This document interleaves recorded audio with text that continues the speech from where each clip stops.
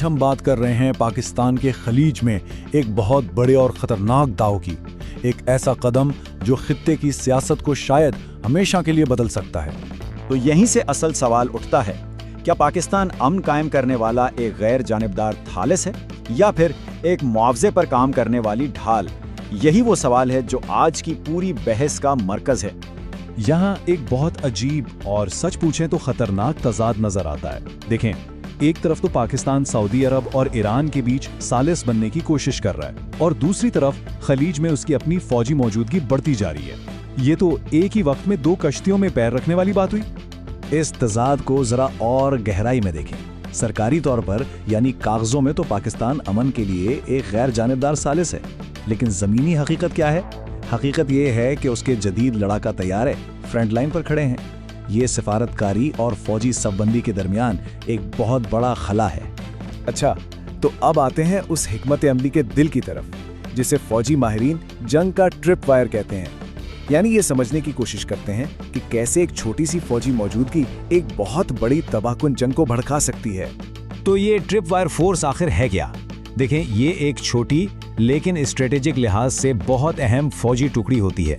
इसका मकसद किसी भी मुमकिना हमले को रोकना होता है।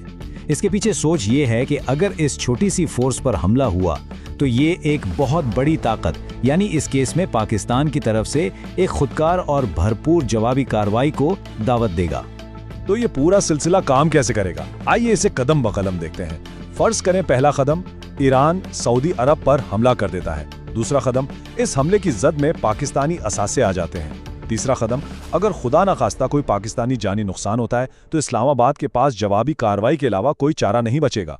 और चौथा, सबसे खतरनाक कदम, एक मकामी झड़प देखते ही देखते एक बड़ी इलाकाई जंग की आग में बदल जाएगी। और यही तो सबसे बड़ा खतरा है, जिसे पाकिस्तान डिटरेंस यानी हमले की रोकथाम कह रहा है।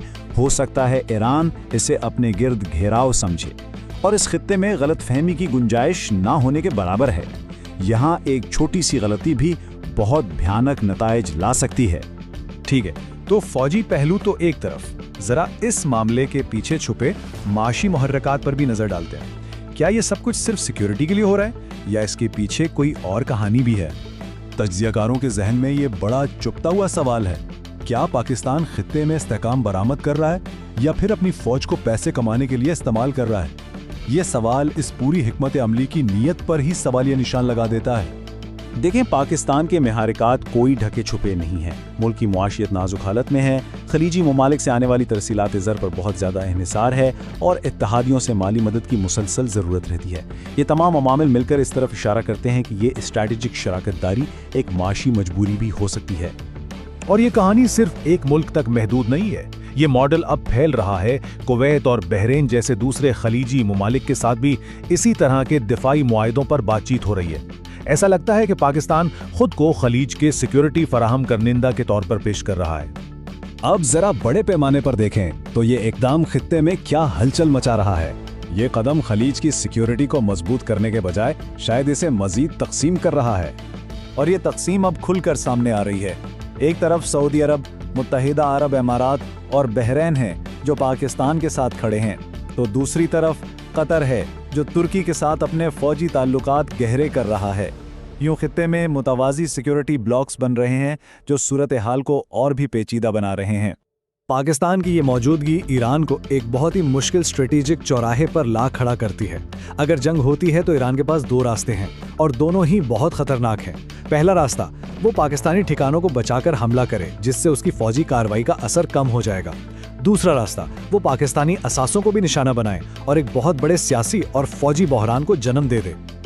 और अब हम आते हैं इस तजज़िये के सबसे अहम और शायद सबसे तशवीशनाक हिस्से की तरफ, यानी कंट्रोल का वहम। और तारीख हमें दूसरे ममालिक के झगड़ों में पड़ने के बारे में क्या सिखाती है। जैसा कि एक साबिक सिफारतकार ने क्या खूब कहा था, एक बार जब आप थिएटर के अंदर दाखिल हो जाते हैं तो फिर आप स्क्रिप्ट को कंट्रोल नहीं कर सकते।